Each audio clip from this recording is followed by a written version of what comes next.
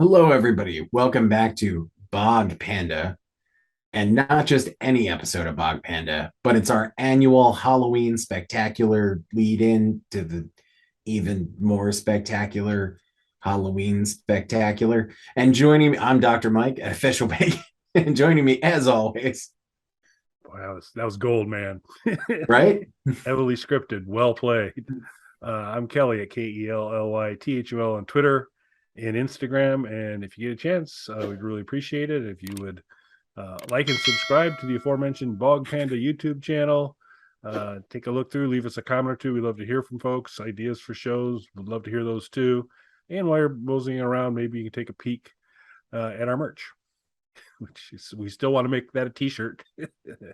Peek at our merch, but I don't think it's going to make it through the review process. But who knows? Keep an eye out. Keep going to that merch store.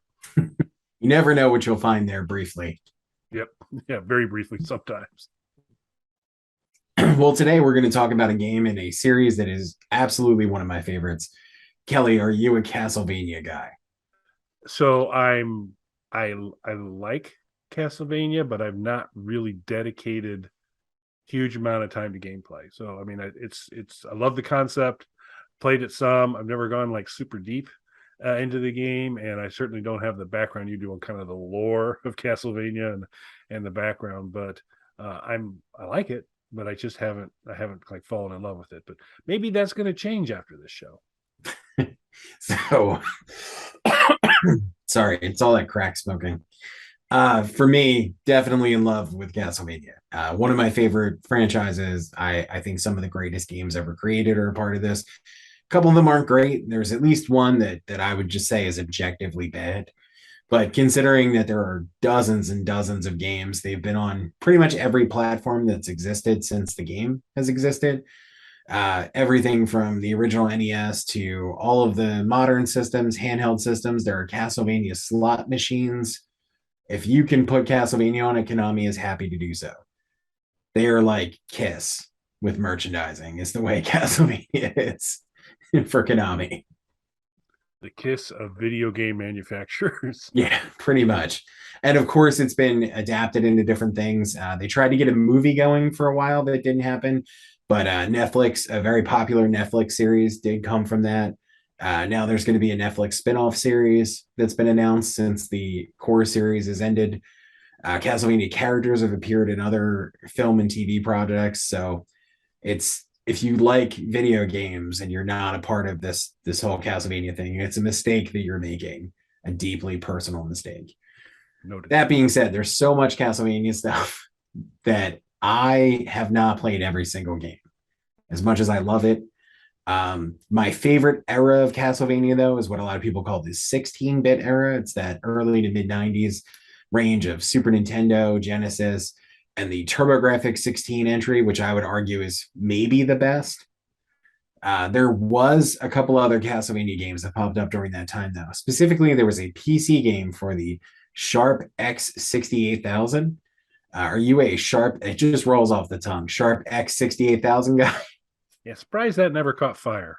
Yeah. Just such a catchy name.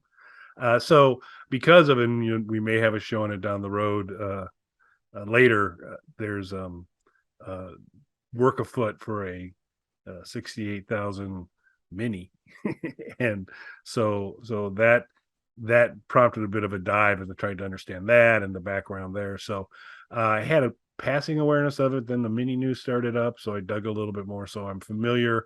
I do have no gameplay on that platform. Yeah, same here. I knew that it existed and I've seen people talking about it before on retro gaming videos and things, but just zero interactions with it. There is a Sharp 68,000 X680000 section on Super Console X, as there is for almost anything of that era. The only game that I tried to play on there was Castlevania once I became aware that they got their own Castlevania game, as everything does. Um, I had difficulty with it, and I'm sure there's a way I could go into the settings and work it all out, but I just didn't feel like it, especially when there was an easier workaround that was also available on Super Console X.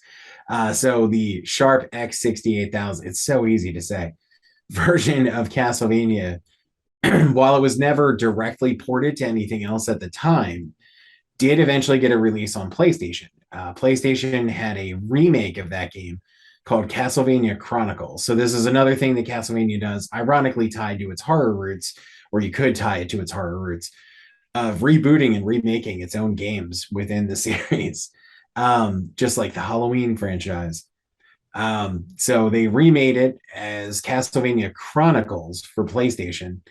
And on that same disc, you can play the original Sharp X680000 version of the game. It gives you that option. And it seems to be a pretty faithful emulation of it from everything that I read. I did do research for this since I knew I wasn't playing the original version, but the version that was copied to the PlayStation thing is a bonus. The only changes that they made to it when you're playing the original version, the HUD is slightly different. In the original Sharp X68000, love saying it, version of the game, the HUD is over just a black bar on top of the screen. Because PlayStation games were made to play on 4x3 CRT TVs, the resolution didn't quite work out.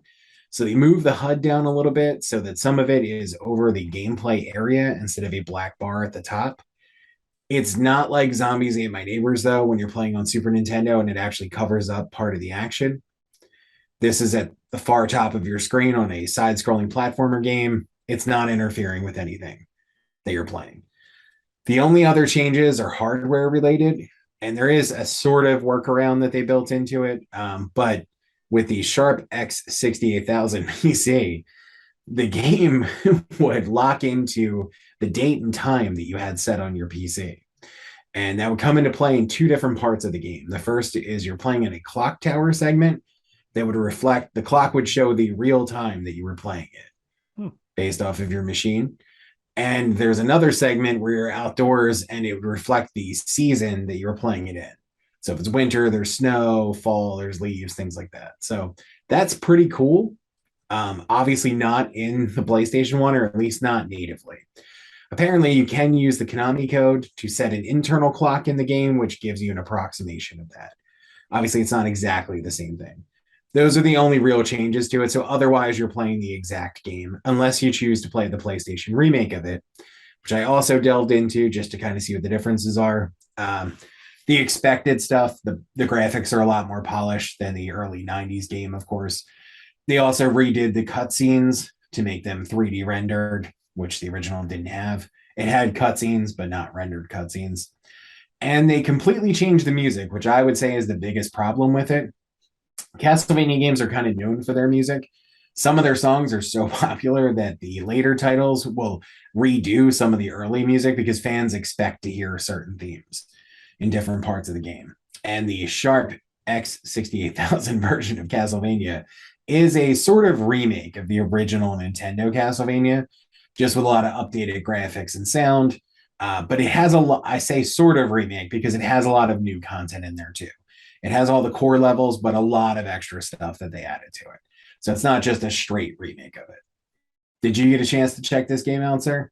A little bit on the PlayStation version, because I don't have the Brome version of the Super Console X that you do, the 2 billion games on it. I have the 1 billion game version. So I do not have a Sharp 68,000 thing. X68,000. It's so easy to remember. Sharp X68,000. You said enough. I should be able to get it down. But I do not have that selection as a menu on my version of Super Console X. But I expect if I came across a legal ROM, I would get that section and I could try it out on the Sharp X68,000. Very nice. I mean, I'm sure I could find a way to find you a legal ROM of that. I think the issue that I was running into, so I watched a couple of videos about it of people comparing the PlayStation remake, the original game, and then just the port on the PlayStation disc that they added as a bonus. Again, most people said just play it on the PlayStation disc. It's literally the exact same game when you choose the original game, other than the HUD being moved and those couple things with the time that it locks into.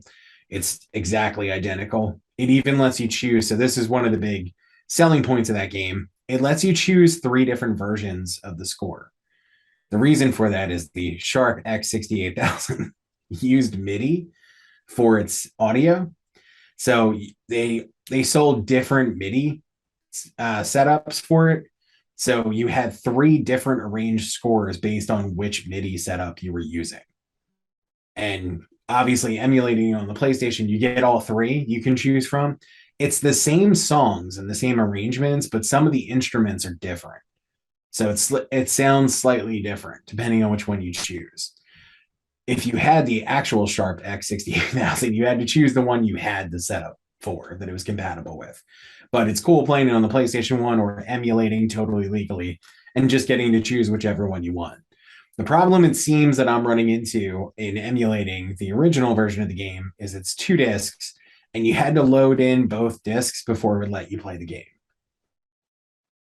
So I think that's the problem I'm running into, because both discs are on there, and I just couldn't be bothered to figure out how I load both discs first virtually before I play it. I'm sure there's a way to do it. Somebody's going to leave an angry, long comment on this, so I'm sure there's a way to do it, but I could just hop over to the PlayStation game. The HUD thing really didn't bother me. Yeah, seems like a good way to go. Yeah, run into that with some of the Amiga games too, where it's a multi-disc deal, and it's not so much you need to have both loaded in, but it was the jump between discs sometimes. Oh, okay. A little tricky when it's set up on an emulation platform, but it's fixable. It's doable.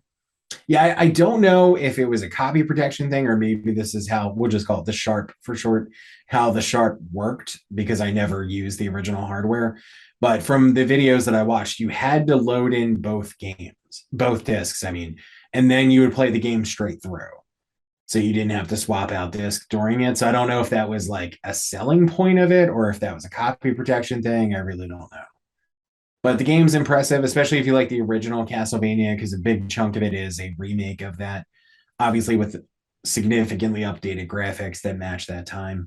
The gameplay is pretty solid. There's a lot of challenge to it, the way you'd expect from any Castlevania game, but it's not, unplayable the way that all Castlevania games are. It's difficult, but it lets you get far enough that you want to keep pushing through the game and get good at the game.